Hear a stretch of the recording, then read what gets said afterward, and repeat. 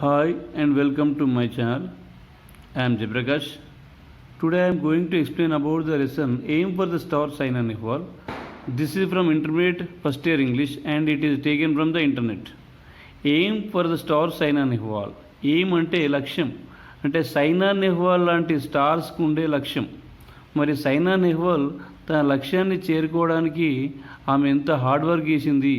అసలు సైనా నెహ్వాల్ ఎవరు? ఆమె ఒక famous shuttle badminton player.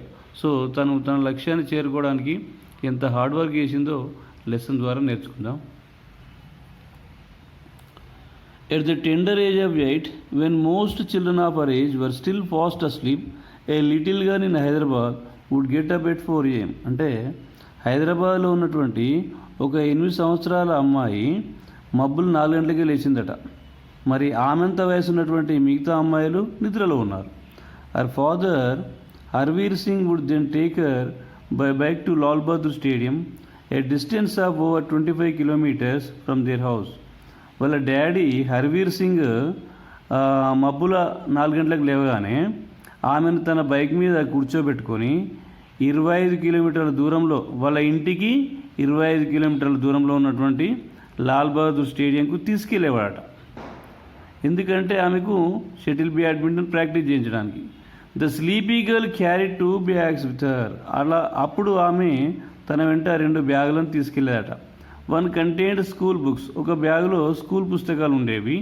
And the other badminton equipment, మరొక బ్యాగులో బ్యాడ్మింటన్కి సంబంధించిన సామాగ్రి ఉండేది. More often than not the girl's mother would sit behind her on the bike to make sure that she did not fall off the bike. అంటే ఆమెతో పాటు వాళ్ళ అమ్మ కూడా అక్కడికి వెళ్ళేదట. ఎందుకంటే ఆమె మబ్బులు 4 గంటలకు లేచినప్పుడు నిద్ర మబ్బులో ఉంటుంది కదా, నిద్ర మబ్బులో ఉన్నటువంటి ఆ అమ్మాయి కింద పడిపోకుండా ఉండడం కోసం సో ఆమె వెనకాల బైక్పై కూర్చొని వాళ్ళ అమ్మ పట్టుకునేది అన్నట్టు, కింద పడకుండా. At the stadium the girl would receive rigorous training in badminton every day for 2 hours. స్టేడియంకి వెళ్ళగానే స్టేడియంలో ఈమె ప్రతిరోజు 2 గంటలు కఠినమైన సాధన చేసేదట. ప్రతిరోజు 2 గంటలు షటిల్ బ్యాడ్మింటన్లో చాలా కఠినంగా శిక్షణ తీసుకునేది. She would then attend school, తర్వాత అక్కడి నుండి నేరుగా స్కూల్కి వెళ్ళేది. But that was not all. కానీ అది సరిపోదు, ఆ మాత్రం ట్రైనింగ్, ఆ శిక్షణ అనేది సరిపోదు. ఇన్ ద ఈవినింగ్, సాయంకాలం కాగానే her mother Usharani herself a badminton champion in her youth would coach her in the techniques of the sport. అంటే వాళ్ళ అమ్మ పేరు ఉషారాణి, ఆమె కూడా స్వతహాగా తను ఒక షటిల్ బ్యాడ్మింటన్ ఛాంపియన్ అట. అంటే ఆమె యూత్లో ఉన్నప్పుడు ఆమె కూడా షటిల్ బ్యాడ్మింటన్ ఆడింది, ఆమెకు ఛాంపియన్. కాబట్టి తన కూతురుకు ఇంటికి రాగానే షటిల్ బ్యాడ్మింటన్లో ఉండే టెక్నిక్స్ని, మెలకువల్ని నేర్పించేదట.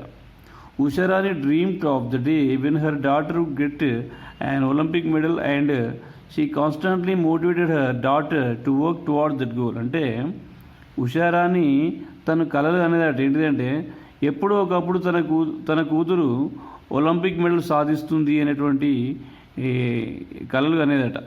అలాగే ఏం చేసేది, she constantly motivated her daughter to work towards that goal. కాబట్టి ఆమె తన కూతుర్ని ఎప్పుడూ ప్రేరేపించేది, మోటివేట్ చేసేది. ఎందుకు? తన గోల్ రీచ్ కావడానికి. ఆ అమ్మాయి యొక్క గోల్ ఏంటి అంటే షటిల్ బ్యాడ్మింటన్లో ఛాంపియన్ కావాలి, ఒలింపిక్స్లో మెడల్ సాధించాలి, అది లక్ష్యం అన్నట్టు. కాబట్టి దానికోసం వాళ్ళమ్మ ప్రతిరోజు ఆమెను మోటివేట్ చేసేదట. The girl was Saina Nehwal. ఆ అమ్మాయి ఎవరో కాదు, ఆమెనే Saina Nehwal. The dream came true in 2012 when in the London Olympics. అయితే ఆ కళ ఎప్పుడు నెరవేరింది? ఏ కళ అంటే వాళ్ళ అమ్మకు కళ ఉంది కదా, తన కూతురు ఎలాగైనా సరే ఒలింపిక్ మెడల్ సాధించాలి అనేటువంటి కళ. ఆ కళ ఎప్పుడు నెరవేరిందట? 2012లో లండన్ ఒలింపిక్స్ జరిగినాయి. 2012లో లండన్లో ఒలింపిక్ గేమ్స్ జరిగినాయి. అప్పుడు తన కళ నెరవేరింది, అంటే తన తల్లి యొక్క కళ నెరవేరింది. Saina set a record by becoming the first Indian badminton player to win a medal in the Olympics. అంటే 2012లో లండన్లో కండక్ట్ చేసినటువంటి ఒలింపిక్ గేమ్స్లో ఫస్ట్ టైం ఈమె ఒలింపిక్ మెడల్ సాధించిందట. అలా సాధించగానే వాళ్ళమ్మ చాలా హ్యాపీగా ఫీల్ అయింది. అంటే మన ఇండియాలో మహిళల తరపున first time Saina Nehwal Olympic medal సాధించడం జరిగింది, అంటే ఒలింపిక్ పథకాన్ని. It was indeed a very special and proud moment for all Indians when Saina stood on the podium to receive her bronze. అంటే ఆమె స్టేడియం పైకి నా పోడియం ఉంటుంది కదా, పోడియం దగ్గరికి తన యొక్క బ్రాంజ్ మెడల్ అంటే కాంస్య పథకాన్ని తీసుకోవడానికి వెళ్తున్నప్పుడు అక్కడ ఆ మూమెంట్ను చూసినటువంటి భారతీయులందరూ కూడా గర్వంగా ఫీల్ అయ్యారట. ఎందుకంటే ఒలింపిక్స్లో ఇంతకుముందు ఎన్నడూ కూడా ప్రత్యేకించి షటిల్ బ్యాడ్మింటన్లో అమ్మాయిల తరపున ఎలాంటి పథకం సాధించలేదు. కానీ ఫస్ట్ టైం ఈమె షటిల్ బ్యాడ్మింటన్ విభాగంలో ఒలింపిక్స్లో కాంస్య పథకాన్ని సాధించింది కాబట్టి అది చాలా గర్వంగా ఫీల్ అయ్యారట ప్రతి ఒక్క భారతీయులు. But the best was at to come, కానీ ఇంకా ఆమె సాధించాల్సింది ఎక్కువ ఉంది, అంటే ఇంకా సాధించాలి అన్నట్టు. In 2015 Saina was ranked number 1 in the world by the World Badminton Federation after she clinched the India Open BWF Super Series. 2015లో BWF అంటే వరల్డ్ బ్యాడ్మింటన్ ఫెడరేషన్ వాళ్ళు ఒక సూపర్ సిరీస్ కండక్ట్ చేసిరట. దాంట్లో ఆమె పార్టిసిపేట్ చేసిన తర్వాత ఏమైపోయిందంటే ఆ సిరీస్ తర్వాత ఆమె నంబర్ 1 ర్యాంక్ సాధించిందట. అంటే షటిల్ బ్యాడ్మింటన్ విభాగంలో వరల్డ్ వైడ్గా నంబర్ 1 ర్యాంక్ సాధించడం అంటే చాలా గొప్ప విషయం. She is the second Indian to achieve such a ranking after Prakash Padukone in 1980 and the first Indian women to do so. అంటే మన భారతదేశంలో ఈమె కంటే ముందు ప్రకాష్ పడుకోనే అనే ఒక వ్యక్తి ఫస్ట్ ర్యాంక్ సాధించిండు దేంట్లో, షటిల్ బ్యాడ్మింటన్లో. కానీ మహిళల తరపున మాత్రం ఈమెనే ఫస్ట్ టైం నంబర్ 1 ర్యాంక్ సాధించింది. అంటే ఓవరాల్గా చూసినట్లయితే ఫస్ట్ ప్లేస్లో ప్రకాష్ పడుకునే ఉండే, but from the women side మహిళల విభాగం నుండి చూసినట్లయితే ఈమెనే మన ఇండియా నుండి ఫస్ట్ టైం నంబర్ 1 ర్యాంక్ సాధించింది. As for her other achievements and victories they are too numerous to be listed. ఇంకా ఆమె సాధించినటువంటి విజయాలు చూసినట్లయితే అవి చెప్పలేని ఉన్నాయి, అవి ఒక లిస్టుగా ఇవ్వడం జరిగింది అంటున్నాడు. It is to her credit that she is the first Indian to win the world junior badminton championship in 2008. Okay, ఆమె 2008లో world junior badminton championship conduct చేసినప్పుడు ఆమె ఆ సిరీస్ గెలిచి అందులో ఛాంపియన్గా అవతరించిందట.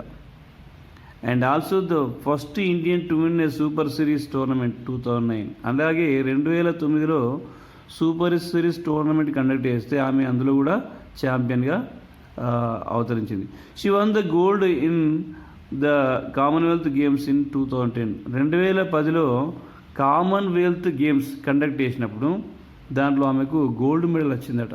అది కూడా ఆమె యొక్క హార్డ్ వర్క్ నిదర్శనం అన్నట్టు. Saina made a dramatic and sensational entry into the international badminton circuit in 2006. అంటే 2006లో అంతర్జాతీయ షటిల్ బ్యాడ్మింటన్లోకి ఆమె ఎంపిక అయింది. ఆమె ఎంపిక అనేది ఎట్లా జరిగిందట, నాటకీయంగా సెన్సేషనల్గా జరిగింది అన్నట్టు.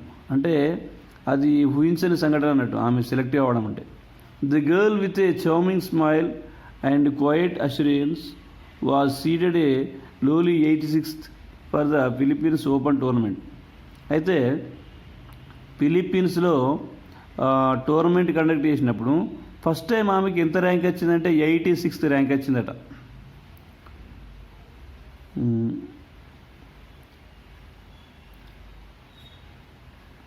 But the spirited girl stormed the court and defeating formidable players from Germany and Malaysia went on to win the singles title. అంటే 2006లో ఫిలిప్పీన్స్లో కండక్ట్ చేసినటువంటి టోర్నమెంట్లో, ఇంటర్నేషనల్ టోర్నమెంట్లో ఆమె ఎలాంటి ప్లేయర్స్ని ఓడించిందటంటే ఫార్మిడేబుల్ ప్లేయర్స్, అంటే అసాధారణమైనటువంటి ప్లేయర్స్ను, అంటే వాళ్ళ మీద మనం గెలవలేము అన్నటువంటి ఒక అసాధారణమైనటువంటి ప్లేయర్స్ మీద ఈమె విజయాన్ని సాధించింది.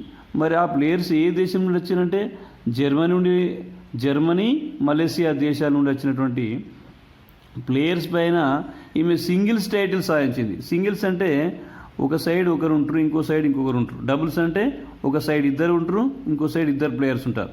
సో సింగిల్స్ అంటే ఒక సైడ్ ఒక ప్లేయర్, ఇంకో సైడ్ ఇంకొక ప్లేయర్. అట్లాంటి సింగిల్స్ టైటిల్ ఈమె జర్మనీ నుండి వచ్చినటువంటి ఒక ప్లేయర్ని ఓడించింది, మలేషియా నుండి వచ్చినటువంటి ఒక ప్లేయర్ని ఓడించింది. మరి ఆ ప్లేయర్లు ఎట్లాంటి వాడంటే అజేయమైన ప్లేయర్స్, వాళ్ళు ఓడించడం కష్టం. అట్లాంటి వాళ్ళను ఓడించిందంటే అది చాలా great. It was the first time that an Indian women had one a four star rated badminton tournament. అంటే 4 స్టార్ ఉన్నటువంటి బ్యాడ్మింటన్లో గెలవడం అంటే ఫస్ట్ టైం అది మన సైనా నెహ్వాల్కి చెందింది అంటున్నాడు. ఫస్ట్ టైం మన ఇండియాలో ఉమెన్ సైడ్ ఈమె 4 స్టార్ రేటెడ్ బ్యాడ్మింటన్ టోర్నీలో విజయాన్ని సాధించింది. Saina was then just 16. అప్పుడు ఆమె వయసు ఎంత అంటే 16 సంవత్సరాలే. Her coach Pullela Gopichand himself a former world champion was elated. అంటే ఆ సమయంలో ఆమె కోచింగ్ ఎవరిస్తున్నారు అంటే పుల్లెల గోపిచంద్. ఈ పుల్లెల గోపిచంద్ ఎవరు అంటే ఆయన కూడా గతంలో ఒక వరల్డ్ క్లాస్ ఛాంపియన్. సో అలాంటి వ్యక్తి ఆమె కోచింగ్ ఇస్తున్నాడు. సో ఆమె ఆ టోర్నీలో విజయాన్ని సాధించగానే ఆయన హ్యాపీగా ఫీల్ అయినట. ఎలేటెడ్ అంటే delighted. He was all praise for Saina and observed that her success would serve as an inspiration for young players. అంటే ఆయన ఏమంటున్నాడంటే ఇక్కడ ఆమె ఆ సిరీస్లో విజయాన్ని సాధించిందంటే అది ఇన్స్పిరేషన్, ప్రేరణ అన్నట. ఎవరికి? Young players. అంటే యంగ్ ప్లేయర్స్ అనగానే యుక్త వయసులో ఉన్నటువంటి ఆటగాళ్లకు ఇది ఒక ప్రేరణ ఇస్తుంది. ఎందుకంటే ఆమె కూడా చిన్న వయసులో ఉంది కదా, 16 సంవత్సరాల వయసులో ఉన్నటువంటి ఆమె ఫార్మిడేబుల్ ప్లేయర్స్, అజేయమైనటువంటి ఆటగాళ్ళను ఓడించింది అంటే ఇది యంగ్ ప్లేయర్స్కి ఎంతో ప్రేరణ ఇస్తుంది అని ఆయన అంటున్నాడు. It would give them confidence and make them fearless while playing against big names. అంటే ఇలా ఆమె ఆ పెద్ద ఆటగాళ్ళ మీద గెలవడం అనేటువంటిది కాన్ఫిడెన్స్ అంటే యూత్ యంగ్ ప్లేయర్స్కి ఒక నమ్మకాన్ని కలిగిస్తుందట. ఏంటిది అంటే ఫియర్లెస్ అంటే నిర్భయంగా మనకు అపోజిట్లో ఉండేటువంటి వ్యక్తి బిగ్ నేమ్స్ అంటే ఆ పేరు చెప్పగానే అబ్బో అని అనకుండా ఎంతో పేరున్నటువంటి ఆటగాడైనా కూడా నిర్భయంగా ఆ ఆటలో పార్టిసిపేట్ చేసి విజయాన్ని సాధించవచ్చు. అంటే ఉదాహరణకు ఒక క్రికెట్ తీసుకున్నట్లయితే రోహిత్ శర్మ, విరాట్ కోహ్లీ అనగానే అబ్బో ఇతన్ని అవుట్ చేయడం కష్టం అనుకుంటాం. అట్లాగే బిగ్ నేమ్స్ అంటే బాగా పేరున్నటువంటి ఆటగాళ్ళు అయినా సరే మనం ఫియర్లెస్ నిర్భయంగా పార్టిసిపేట్ చేసి గెలవచ్చు. ఎప్పుడు? కాన్ఫిడెన్స్ ఉంటే, నమ్మకం అనేది ఉంటే అని ఆయన చెప్తా ఉన్నాడు. ఎవరు? Pullela Gopichand. In a country where cricket players are deified and the achievements of sports persons in other fields largely ignored, Saina Nehwal has carved a niche for herself in badminton. అంటే ఆమె షటిల్ బ్యాడ్మింటన్ ఆడుతున్నటువంటి సమయంలో మన దేశంలో కావచ్చు లేదంటే ప్రపంచవ్యాప్తంగా కావచ్చు క్రికెట్ అంటే ఎక్కువగా ఆరాధించేవారట. అంటే క్రికెట్కు ఎక్కువగా ఆదరణ ఉండేది అప్పుడు కావచ్చు ఇప్పుడు కావచ్చు. సో ఆ సమయంలో ఎక్కువగా క్రికెట్ ఆటగాళ్ళంటే ఎక్కువ ఆదరణ ఉండేది. క్రికెట్ ప్లేయర్ వచ్చిందంటే అతన్ని చూడడానికి వెళ్ళేవారు. కాబట్టి క్రికెట్ ఆటన్నా క్రికెట్ ఆడే వాళ్ళన్నా కూడా ఎక్కువగా పాపులర్ ఉన్నట్టు. ఈ అదర్ ఫీల్డ్స్ అంటే మిగతా ఆటలను చూసినట్లయితే ఎక్కువ ప్రాచుర్యంలో లేవు. అంటే అందరికీ షటిల్ బ్యాడ్మింటన్ అన్నా కూడా ఎక్కువ తెలియదు అన్నట్టు. ఎందుకంటే అప్పటికి షటిల్ బ్యాడ్మింటన్లో పాపులర్ అంటూ ఎవరు లేరు. కాబట్టి ఇప్పుడు క్రికెట్ అనగానే అందరికీ పాపులర్, ఎందుకంటే అందులో ప్లేయర్స్ కాబట్టి అది పాపులర్ అయిపోయింది కదా. Saina Nehwal has carved a niche for herself in badminton. కానీ సైనా నెహ్వాల్ షటిల్ బ్యాడ్మింటన్లో తన యొక్క హార్డ్ వర్క్ ద్వారా తనకంటూ ఒక గుర్తింపును తెచ్చుకోవడమే కాకుండా అసలు షటిల్ బ్యాడ్మింటన్ అంటే ఏంది అనేది ప్రపంచానికి తెలిసేలా చేసింది. It is only of late that sports like tennis, badminton and kabaddi are getting their due in the country. అంటే కొన్ని స్పోర్ట్స్ ఎక్కువగా ప్రాచుర్యానికి రాలేదు. అంటే ప్రాచుర్యంలోనికి రాలేదంటే ఉదాహరణకు టెన్నిస్ కానీ లేకపోతే బ్యాడ్మింటన్ కానీ కబడ్డీ కానీ అవి ఎక్కువగా జనాదరణ, ప్రజలకు ఆదరణ పొందలేదన్నట్టు. ఇప్పుడు చాలామంది క్రికెట్ అంటే చూడడానికి ఇష్టపడతారు. అదే కబడ్డీ కానీ బ్యాడ్మింటన్ కానీ టెన్నిస్ కానీ లైవ్ టెలికాస్ట్ అవుతుందో చూస్తురా? లైవ్ టెలికాస్ట్ అవుతుంది అంటే చూడరు. అదే క్రికెట్ అంటే ఖచ్చితంగా చూస్తారు. అంటే దాని అర్థం ఏంటిది? ఈ ఫీల్డ్లు టెన్నిస్ కావచ్చు, బ్యాడ్మింటన్ కావచ్చు, కబడ్డీ కావచ్చు, వీటికి ఇంకా అప్పటికి ఎక్కువ ఆదరణ రాలేదు. The increasing popularity of these sports can be at least partially attributed to the super performance of sportswomen like Sania Mirza, Saina Nehwal and PV Sindhu. అంటే ఇలాంటి ఆటలకు ఎక్కువ జనాదరణ ఎలా వచ్చింది అంటే ఆ ఆట ఆడినటువంటి ఆటగాళ్ళ ద్వారా. ఉదాహరణకు సానియా మిర్జా అనగానే మనకి ఏం గుర్తొస్తుందంటే టెన్నిస్. ఎందుకంటే ఈమె టెన్నిస్లో పాపులర్ కదా. అంటే టెన్నిస్ ఎలా పాపులర్ అయిందంటే సానియా మిర్జా వలన. అంటే సానియా మిర్జా టెన్నిస్ ఆడి ఆమె పాపులర్ అయిపోయింది, అలాగే టెన్నిస్ ఆటను కూడా పాపులర్ చేసింది. కాబట్టి టెన్నిస్ అనేటువంటి ఆట పాపులర్ ఎట్లా అయింది? సానియా మిర్జా వలన. అలాగే సైనా నెహ్వాల్ అండ్ పివి సింధు, వీరిద్దరి ఆట వలన ఏది పాపులర్ అయింది? షటిల్, బ్యాడ్మింటన్ పాపులర్ అయింది. అంటే వీళ్ళ యొక్క సూపర్ పర్ఫార్మెన్స్, అంటే వీళ్ళ యొక్క అద్భుతమైనటువంటి ప్రదర్శన వలన ఆటకే ఒక పేరు వచ్చింది అన్నట్టు. Like many other sports persons, Saina is talented in other fields too. అంటే చాలామంది ఆటగాళ్లకు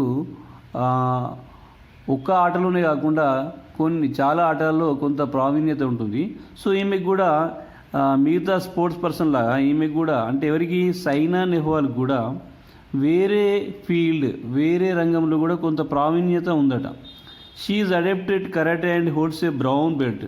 అంటే ఈమెకు కరాటేలో కూడా ప్రావీణ్యత ఉందట. అంటే ఆమె కరాటే కూడా ప్రాక్టీస్ చేసింది, కరాటేలో కూడా ఆమెకు బ్రౌన్ బెల్ట్ వచ్చింది. అంటే కరాటేలో కూడా ఆమె కొంత ప్రావీణ్యత సాధించిందంట. She was introduced to karate at a tender age, but she abandoned it when she was told that as part of the training the instructor would run a motor bike over her.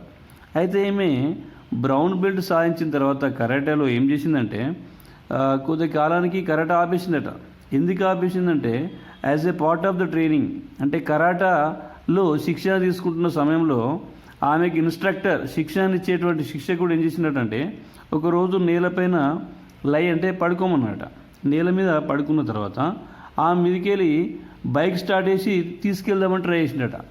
So karate అంటేనే అందులో సాహసాలు, విన్యాసాలు ప్రదర్శిస్తూ ఉంటారు. So తన body మీదకి వెళ్ళి bike తీసుకెళ్తే తన బాడీ క్రష్ అయిపోతుందని భయపడి ఆమె ఏం చేసింది? కరాటనే మానేసింది నేర్చుకోవడం.